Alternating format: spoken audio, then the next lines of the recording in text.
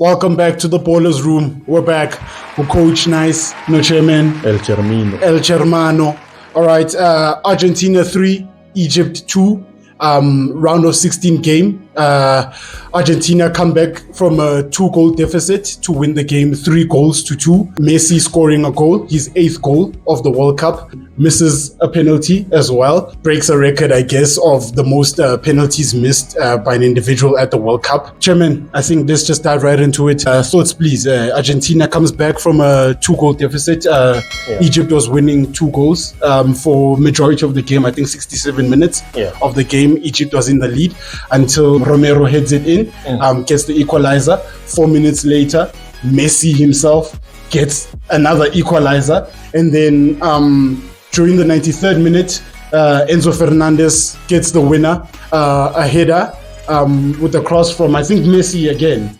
So I think that last one was from Martinez. Oh yes, from Lautaro Martinez. He took the ball, he was dragging them all to the side, and then he put in the cross, and then yes, lovely one, Chairman. That's why you're here. Give us your thoughts, please. No, I think at the end of the day, disappointing for me from an African point of view. You know, we bring you football from an African point of view, and we are running out of African teams to represent on the show. But the show must go. I was really disappointed by how many Africans were celebrating.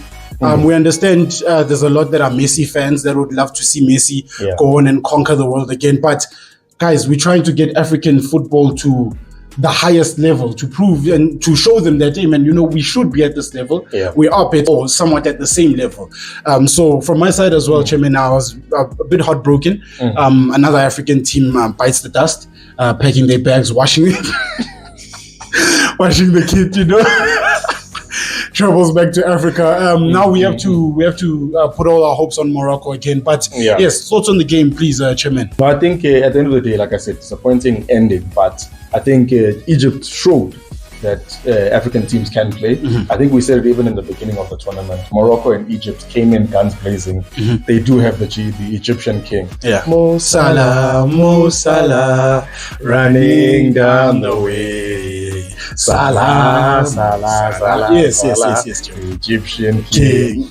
So they came in guns blazing. I think they had some control over the game, especially in the beginning. They got the early goal.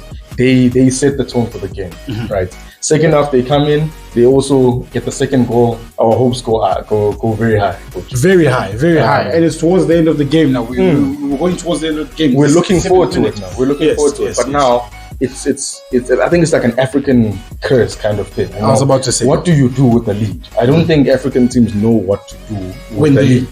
When we're in power. I mean, it goes down to our politics as well. We don't know how to control power. Once we are put in those positions, we don't know what to do with it. I mean, there's many examples. South Africa did it, Bafana. Most recently, Senegal did it. They gave away Ivory Coast as well. Ivory Coast, I think DR Congo at some point as well. And now we've witnessed the same thing against Argentina with Egypt blowing the lead. Why?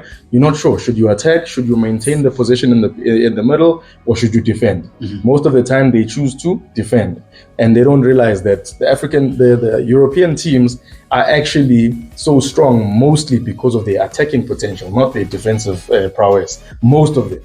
I believe that we in Africa have quite a solid defensive structure and solid defenders. And then we lack up front. Yes. So we need to take advantage of the fact that we are in the lead by continuing to put the pressure on the other teams like we did.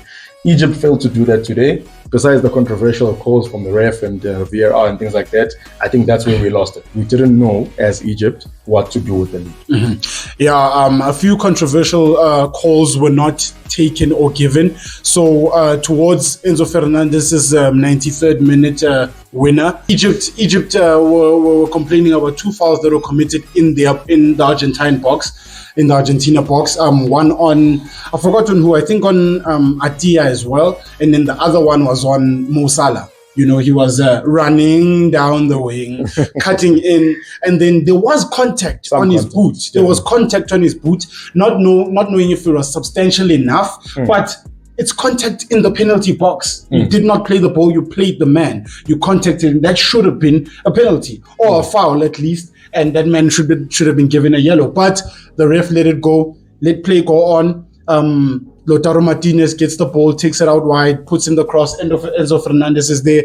Egyptian defender, ball watching, which is another big problem that we have in Africa. In as much as we can say we have a good defensive prowess, but we have a big problem with concentration as well. Yeah. We always get lost. Bafana did the very same thing. Exactly. We always get lost in the sauce. So the ball came in and he was just watching Enzo Fernández, attacked it, goal. Messi continues his run in the World Cup. Do you see this man getting to 10 goals before the end of this World Cup or by the end of this World Cup? I think definitely is going to 10 goals and above. I think now literally the red carpet has been laid out for Messi. Like I said, not controversial or whatever, but I see Argentina getting to the final and I see them having a very strong chance now of actually winning it because I think their most difficult games are behind them. And I think 10 goals, definitely. He's on 8 right now. He is the goal-scoring machine for Argentina. And the World Cup. Yes, and the World Cup. And they are consistently looking for him. Yeah. I think the goal that he scored today, I'm not sure who the player was, but basically tried his best to get it to Messi. Yes, so that Messi could take the shot. It was Alvarez. Exactly, Alvarez. Alvarez. So I think the team is built around him. The team is trying to get him to those levels, and the team is making sure that he can become that man to look at. So I think definitely 10 goals is nothing. I think he might even get the 2 in the next game. And then, do you think this could be his last World Cup? How old is he Lionel again? Messi is 38. He's 39. He's 39. Turned 39 last week. Yes, I think it should be. Yeah, I mean, the next one would be 43. Yeah. I don't see it. Yeah, and he's definitely at this point. He's definitely making it into the semi-finals, as I see, because the next game they have is either between Switzerland or Colombia. Guys, let's be honest. Let's be honest. So yeah, I guess we're seeing another Lionel Messi spectacle. Yeah,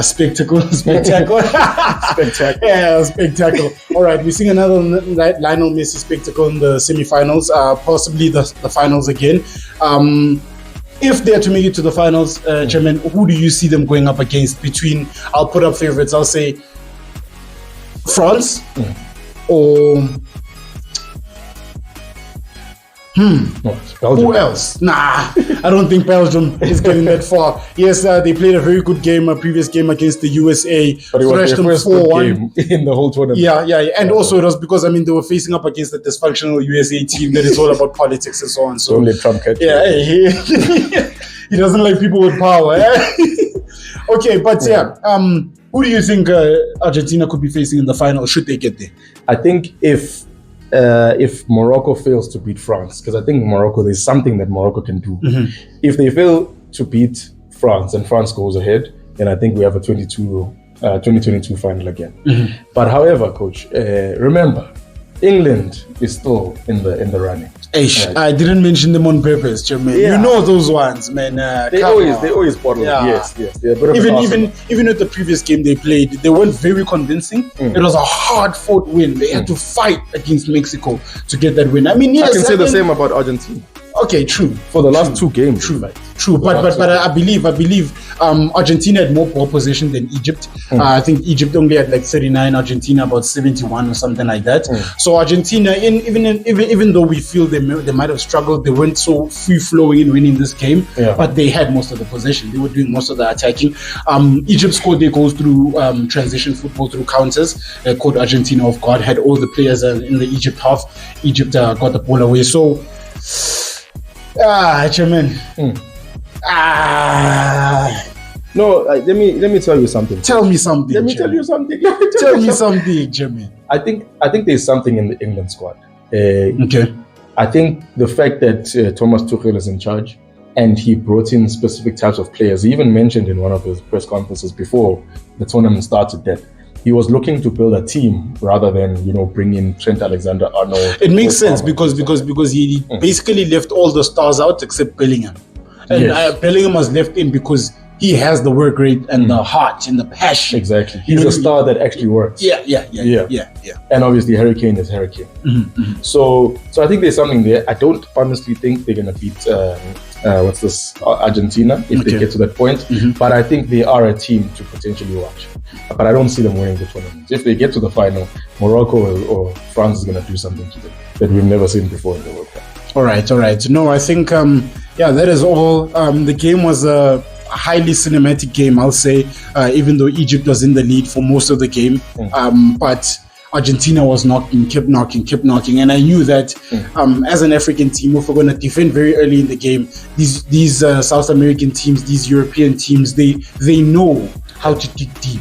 Yeah. I think that's one thing we're not accustomed to yet, having to dig deep and trying to get that winner, trying to get that equalizer. Yeah. That's the difference between us and these teams.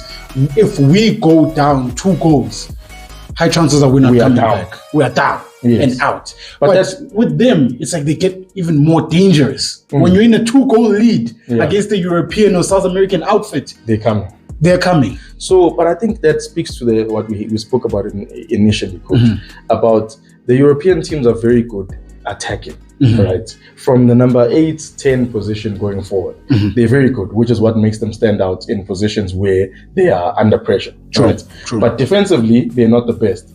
So with us, we struggle as soon as we go 2 goals down because we were focused so much on the defense, or we're so good in defense. Once the defense has been compromised, we don't really have any firepower going forward, if you think about it. So it's a bit of a double whammy kind of situation where, what can we do about it? Except for develop our strikers and actually know what to do with the lead. True. All right, and then I think let's wrap it up, Chairman. Your take, who was the baller of the day in that game between Argentina and Egypt? Hey man, I mean, if we're looking at the last 20 minutes or so, I'll have to give it to Messi. Okay. He had to dig deep. He dug deep. Yeah, he dug very deep. He showed what a leader is and what a world champion is. I think Argentina proved to us, even though, as we say, there are some sketchy moments towards the end with that last goal and so forth, but they dug real deep in order to get that goal, and it showed winning mentality, championship mentality. Yeah. So, okay, and on my side, I'll say, I have to give it to the goalkeeper Mostafa Shubir. The penalty save, he actually saved it. You understand, and he made quite a number of saves as well. Argentina could have been in the lead very early in the game as well. He was the decisive one in between the 2 teams. So from Coach Nice, I think my baller of the day has to be Mostafa Shubir, and then for Chairman, the baller of the day has to be the GOAT, one and only Lionel Messi. So in closing, that was the game between Argentina and Egypt. Argentina make their way through to the quarterfinals to face off Switzerland or Colombia, as we said, and then surely en route to the final as well. From my side, Coach Nice, I think that is all. Chairman, in closing, El Hermano. That is all. That's all. And the ballers, we out.